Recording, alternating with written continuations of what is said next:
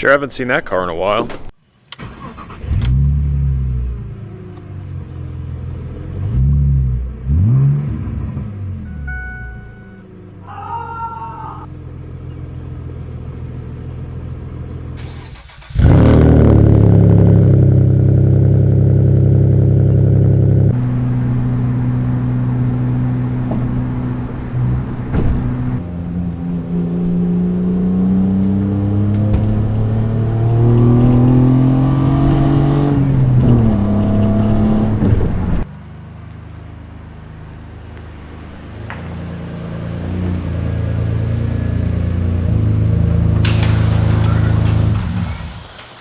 This has bothered me since I bought the car. There's been these splatters of tar on the car on both sides. There's a little bit back here. It's a lot less bad here on the driver's side. Yeah, just a little bit there. I don't know what on earth they drove over, but no chemicals that I have found have been able to get rid of them. So that stuff's all a big bummer because I really do want to put some side skirts on this at some point to match my super, super nice condition front lip. Look at that. It obviously needs a brother. And I don't want to do that when there's like tar or something underneath there. Fortunately, I have friends who have a lot more chemicals than I do. So maybe some of this will work. Hopefully. So we're here at the detail, dudes. And what are we starting with? Just some clay bar? Just some clay bar and some detail spray. So what do you think this actually is? Because it's not tar. It's definitely not tar. It's like a dye or paint. Yeah. There's no depth to it. No, it's just smooth. Yeah. And so, but it comes off black. You know, you can see that it's dirty. Yeah. Whatever it is.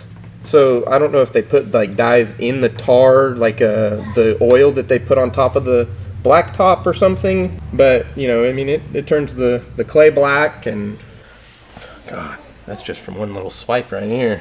We'll kind of see how far this takes it, and then It's slow going though. It is very slow going, but I mean, it is making a noticeable difference. Yeah. It really is. It actually really is working better. It's making a huge difference. We just went from like 3,000 grit to 1,000 grit. Yeah, basically. I mean, that's really kind of the extremes between these, making a huge difference in comparison to the other stuff. Still without using chemicals. Yeah, whatever this stuff is, it is certainly on there.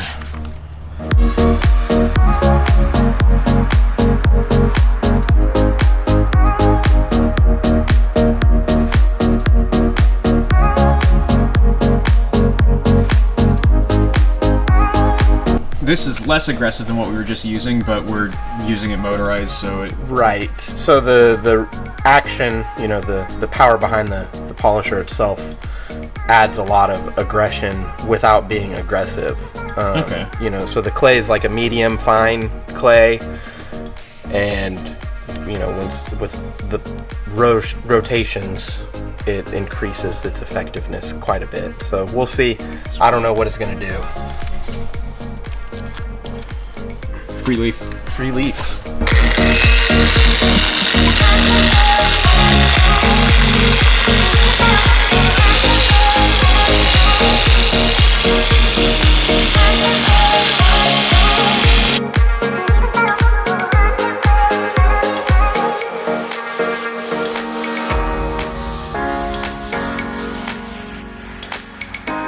Progress update. Wow. It almost looks like paint again over here. It looks much better. Yeah, it There's looks like still a couple of just kind of nicks, but and Yeah. then whatever this remaining is, that's just kind of stained into the paint. Yeah, so it's Yeah. probably been baking on there for quite some time. I would say so. Yeah. Sweet. And so what do we use? What product is being used here? This is Nips Eraser. It is it's supposed to be like a adhesive removal that's really, really scary to use, actually, as an adhesive removal. Yeah, it smells is scary. aggressive. Yeah, it's over here. You know it's good when it comes in a metal can.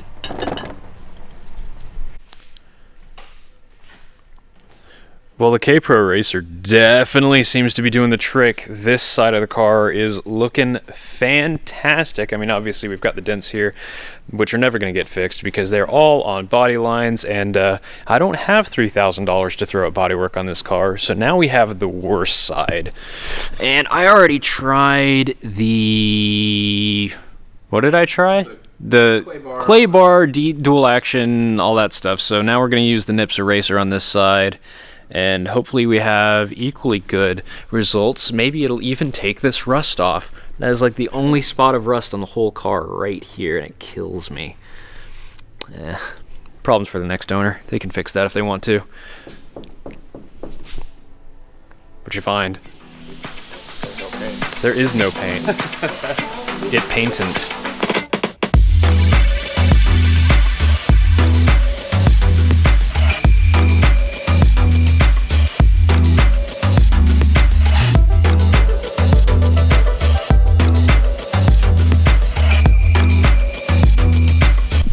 Change your gloves? Yeah, it shoot through them. It's quite literally just... Oh, cool. That's how you get the good superpowers. Yeah. John Ross got really impatient with me, so now he's painting my windshield wiper arms. Hey man, your car needed fixed, and this is what I do. I fix cars. So anyway, so we're gonna go from silver back to black. You know, the thing that they should be. all right. So we're prepping with just straight alcohol because it's honestly pretty clean because weather. So we did take Because weather. we took that much off, and now we have my zip tie professional painter's hooks, and we'll head outside and blast these bad boys. A couple coats, should be good to go. Trim paint, lays flat. Good old car restoration in a can. Also, the best way to restore an engine. Rebuilt it.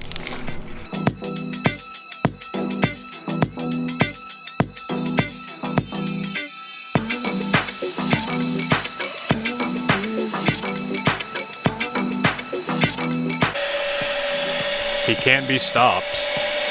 He sees a car and he must fix. He's like, yep, just gonna clean the whole car now. Oh yeah, that one's messed up. I forgot about that. So we were cleaning the car and I found this unopened bag of chips. I don't know if Freddie bought these and then didn't eat them, but if he did, he has fantastic taste in chips because these are absolute fire. Hot jalapeno flavored. Nose is running a little bit, but I can't stop eating them. Also, big progress here. That's looking great. Getting there. Getting there. It's getting great. It's much better. Yeah. Much better. Oh yeah, for sure. It's amazing. And John Ross just went out the door with the wiper arms to do another Coat, so I should probably go help with that. Keep my chips warm. There we go. What is it the kids say these days? Sheesh or something like that? Look.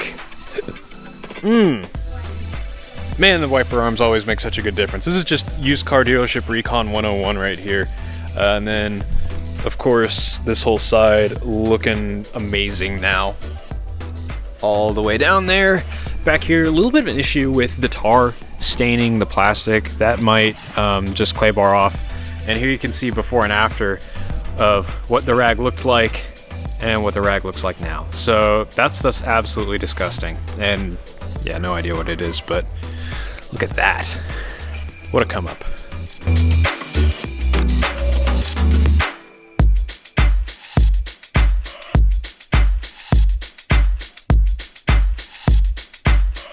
Massive improvement overall to the Maxima, but there is definitely more work to do, so I've got to get home and get started on that. But thank you, Scott, for your help. Welcome, man. That was awesome. Anytime.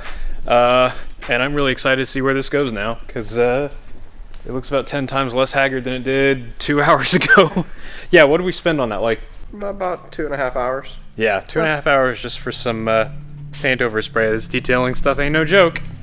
But we're not yet done today with the visual improvements of the Maxima. I say that, but it's like a month later, and it's really cold, so let's get some heat going in here. I just bought this guy for the looming cold Kansas winter. How is it somehow wicking fuel out? This is a Craftsman 80,000 BTU diesel heater. It's pretty sweet. Flip a switch. You have Yeah, it's quiet too. But man, is it effective. And it's got a thermostat, which is really cool. So I'm gonna let that heat it up in here a little bit, and then I'll show you what we're gonna do. So do you remember everything I said about lighter wheels generally being better for handling and performance and ride quality, and if possible you want to go with a heavier wheel?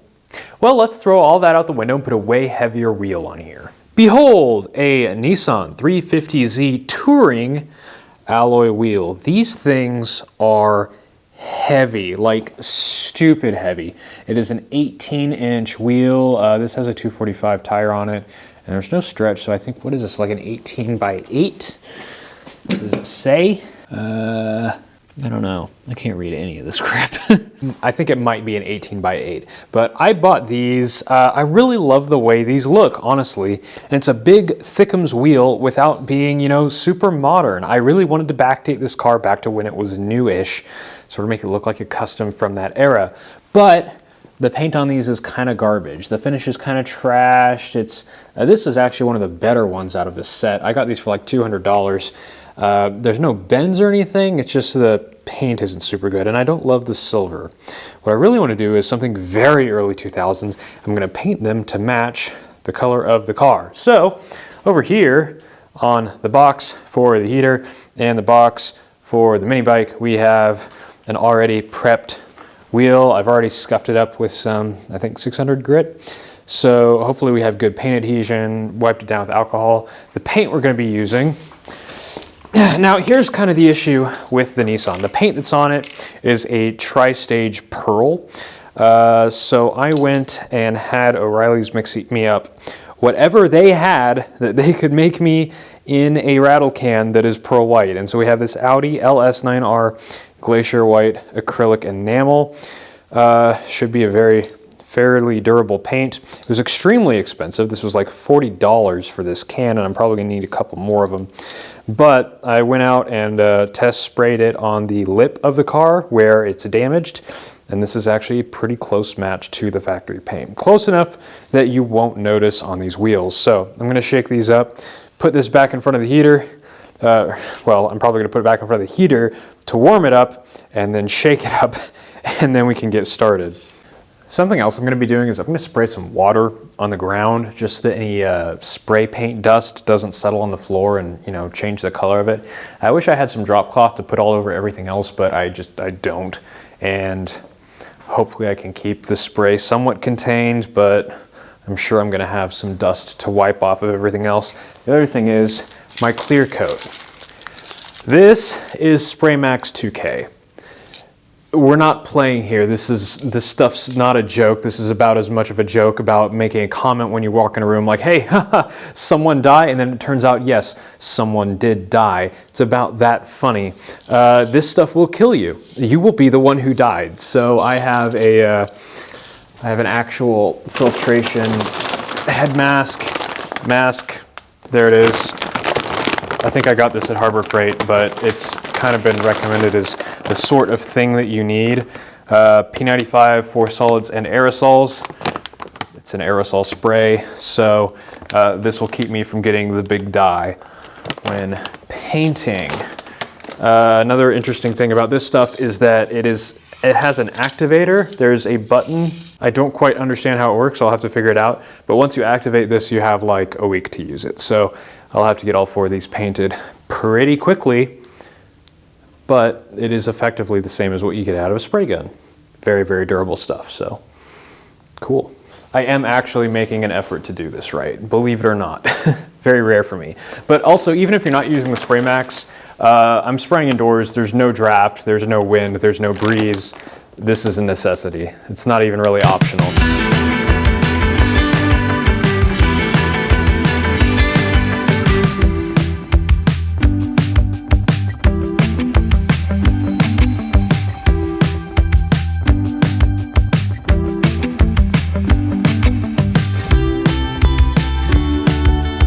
Well, that is definitely a much whiter wheel than it was before. I think the coverage is pretty okay. Definitely don't see much in the way of pearl, but I guess we will see what happens when we hit it with clear coat. and give it a chance to dry. As far as the clear goes, I have it here, so I've been shaking it a bit. Now we, let's see here, according to the instructions, we take this button out of the top, flip this over, stick the button here, and push. Oh, there it went. So now it's kind of spring-loaded, and now you shake it like this. Okay, I think that's plenty of shaking. And on here it says professional use only. Okay, this two-part paint contains isocyanites.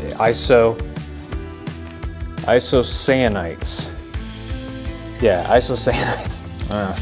Pronunciation's not my strong suit. That's the thing that'll kill you. I could not smell the paint when I was applying it, so I am fairly confident that this is doing its job.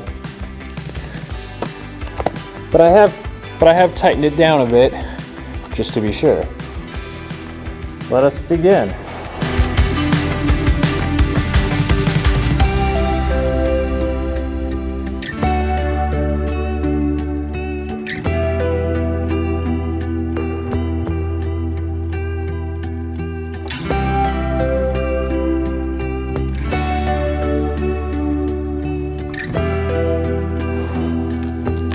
I'm gonna go outside. Oh. Don't breathe. Whew. That mess must really work. It smelled absolutely terrible as soon as I even thought about taking it off. Turning out pretty all right. Not quite as much flake in the paint as I was hoping for, or pearl rather. That's probably why it can't be made into a spray paint, is because the material that has to go through is too big for the nozzle. You can see there's a decent amount of pearl in this paint. It's actually pretty close. I was comparing it to like whatever was used to paint this lip, which is absurdly. It's got like a multicolor flake in it. There's a lot of blue and gold in there, which this is pretty much just white pearl, or white pearl and flake. I'm not quite sure what the proper terminology is there, but the summary is I actually think that Audi paint is closer to what's on this car than whatever was used to paint the lips, so that's pretty cool. I'm going to go, I guess, get the other two wheels out of the garage. Those don't have tires mounted, and I guess I'll get those prepped and painted as well. And then one of the first wheel I did, I got some nasty runs in the clear, so I'll have to, I guess, sand and redo that one. I don't think I'll have enough clear coat to do the other two and also redo that one, so it might just have drips in it for now. We'll burn that bridge when we get to it, but hopefully I have enough paint left for two more wheels, though I think I'll be cutting it pretty close. Ha! Guess who ran out of paint? I got like one coat on this, and this one I just got scuffed up. As you can kind of see the progression from silver to sort of a matte white, but then I took the two that are done. Well, done. There might be more that I do to them, but they had those junk tires on them. And I decided to see what this was all for, and yeah, take a look at this.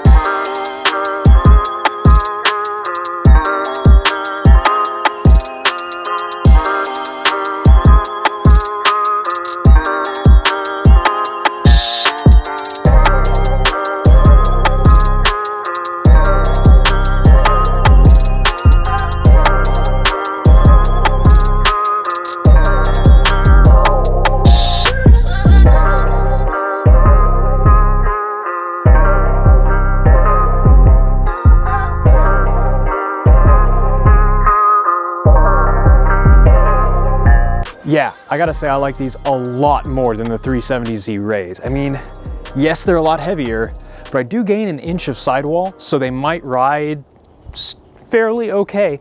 But the way they fit, and they look so perfect. And wow, that Audi Pearl White, it's a pretty good match.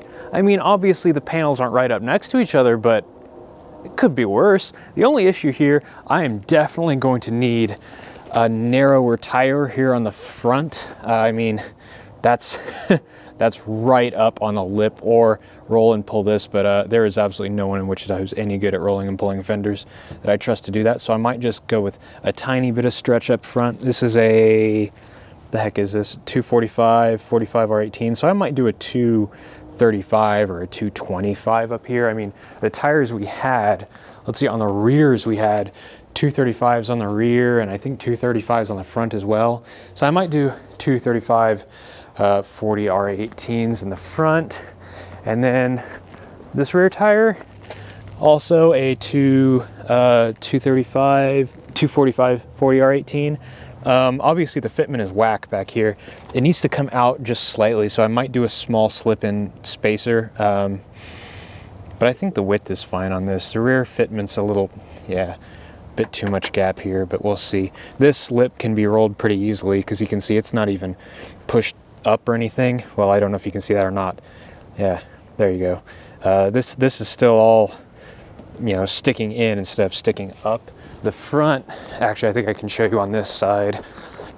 I don't know squat about what makes good fitment, but you can see that one's been rolled up. So these have kind of been clearanced. You can see how it was like that, and it's been rolled up for tire clearance. So I don't think there's much more I can do in the front without affecting the shape of this kind of fender flare here, because I just think it's real ugly. I think it's so ugly when new age stance cars have, you know, the car has a flare and then they pull it out at the top to fit their crazy hectic fitment or whatnot. It just kind of ruins the look of the car. Like, do what you can within the envelope of what the car allows you to. That looks the best to me. And I think this fitment is super solid. These wheels look perfectly period correct on here. I need to get some side skirts. I need to get some different springs. Problem is, what I just mentioned, side skirts and springs, is like $1,200 worth of stuff. 1,200 bucks into this old beater Maxima. It hurts my soul. I don't know. I get really sad about this car and how much money it takes to do anything with it. And then I do something like this and it makes me excited about it again. But I'm probably just gonna go get some like used tires put on these while I'm checking fitment and stuff. I'll probably get something nice on here eventually, but again, $50 mounted per tire versus, you know, 100 and something per tire for something that might shred itself as soon as I start driving it. So I'll get the other two painted, get to the tire shop, get some rubber put on here, and see about wrecking my bank account for some still inside skirts. To help me afford all that stuff, I'd really appreciate if you do all the things, like, comment, share, subscribe, bell icon, whatever, sacrifice your firstborn, whatever it is that pleases the algorithm these days, because I can make the best video ever, but if the algorithm isn't happy, nobody sees it, and I can't make any money to do more videos. I mean, I don't know if any of you saw it, but my video where I bought a cheap mini bike off Amazon, one of the funniest videos, one of my favorite videos I've done in a long time. Hardly anyone watched it because it wasn't clickbait enough. I absolutely hate the algorithm, but we're all beholden to it. So regardless of what you do, thanks for watching me spray paint some wheels and wipe some stuff on a car for an hour.